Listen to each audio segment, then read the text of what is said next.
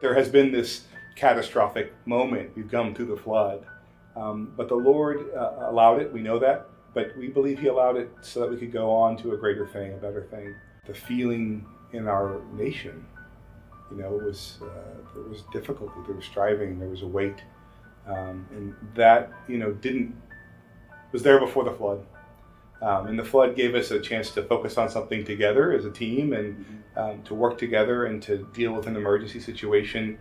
But, the roots of unforgiveness and brokenness and our inability as a society to have a civil conversation, it seems like, those things all start at home. Those all start with character and faith and what we believe about who we are and who God is. The fact is during an emergency, we really do see the image of God imprinted on us. We see the value of every human that was lost.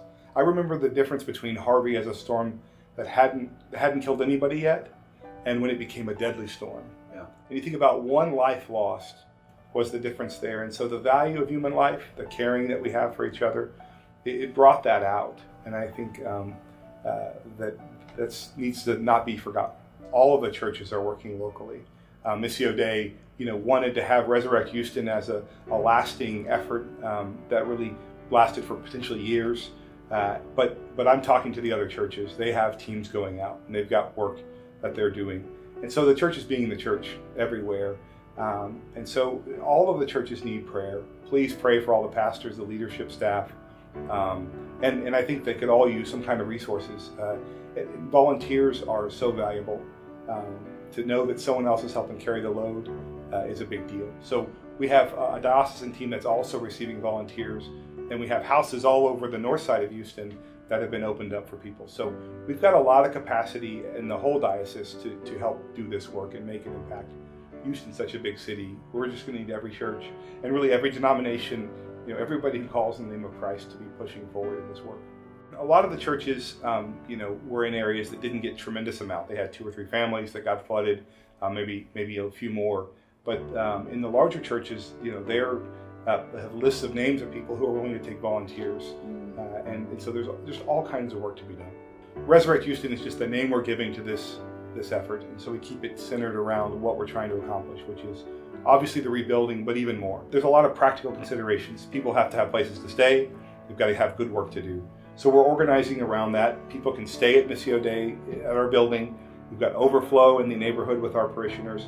And then additionally, we have workers, volunteer coordinator, a worksite coordinator, and an outreach coordinator that are working now. We're trying to ramp them up to full-time so they can really provide good work, have vetted out families, and really connected the right work with the right families.